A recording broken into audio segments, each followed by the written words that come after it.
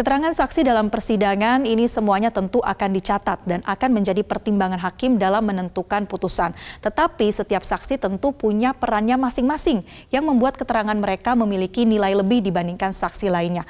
Kami merangkum setidaknya ada 8 jenis saksi dalam persidangan. Ini adalah 4 yang pertama, saksi memberatkan terdakwa, saksi menguntungkan, saksi pelapor, dan saksi korban. Untuk 2 yang pertama ini yang memberatkan terdakwa dan menguntungkan terdakwa, keduanya dapat didatangkan oleh jaksa penuntut umum. Tentunya dengan harapan mereka dapat memberikan fakta-fakta yang membuktikan bahwa terdakwa ini sebetulnya benar melakukan suatu tindak pidana yang didakwakan, tetapi tinggal dilihat nilainya apakah dapat memberatkan hukuman atau menguntungkan, meringankan hukuman bagi terdakwa. Sementara pihak terdakwa atau kuasa hukum juga bisa turut mendatangkan saksi yang bisa menguntungkan atau meringankan hukuman dari terdakwa. Selanjutnya adalah saksi pelapor.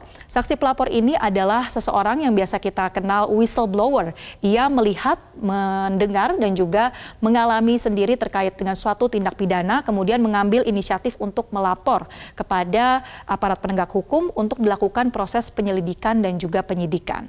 Selanjutnya adalah saksi korban. Ini tentunya korban dari suatu tindak pidana yang kemudian dihadirkan dalam persidangan. Biasanya saksi korban ini akan menjadi saksi pertama yang dimintai keterangan dalam setiap kasus pidana. 4 jenis saksi berikutnya kita akan lihat ada saksi mahkota, saksi pelaku yang bekerja sama atau justice collaborator, kemudian saksi ahli, dan saksi de auditu atau hearsay. Saksi mahkota dan saksi pelaku atau justice collaborator ini cukup ada beberapa kemiripan. Mereka berdua ini sama-sama adalah terdakwa yang bersaksi untuk terdakwa lainnya dalam suatu tindak pidana yang sama. Tetapi letak perbedaannya adalah kalau saksi mahkota ini sengaja dipisahkan oleh pihak jaksa penuntut umum dengan harapan ia dapat memberikan atau membuka kebenaran yang bisa memberatkan dari pihak terdakwa lainnya.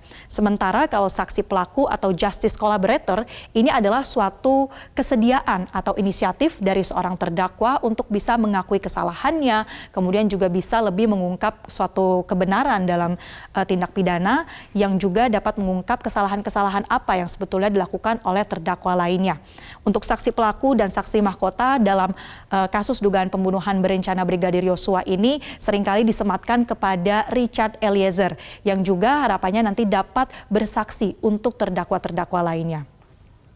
Selanjutnya adalah saksi ahli. Seperti yang tadi sudah kami paparkan, bagaimana saksi ahli ini akan memberikan keterangan ahli sebagai salah satu alat bukti yang sah. Ia diharapkan dapat menjelaskan tentang suatu masalah atau suatu keilmuan yang perlu dipahami oleh majelis hakim sebelum nantinya menentukan putusan. Dan yang terakhir adalah saksi de auditu atau saksi hearsay.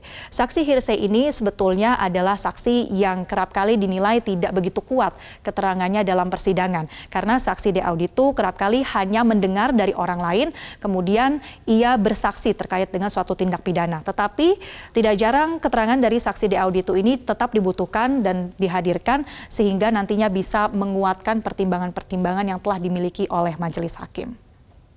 Tentunya kita harapkan pemirsa bahwa tahapan pembuktian yang sedang berlangsung saat ini bisa mengungkap fakta-fakta yang penting jika para saksi bisa kooperatif dalam menyampaikan keterangan-keterangan mereka. Apalagi mereka telah disumpah menurut kepercayaan masing-masing sebelum nantinya bisa bersaksi dan mengungkap terkait dengan dugaan pembunuhan berencana Brigadir Yosua.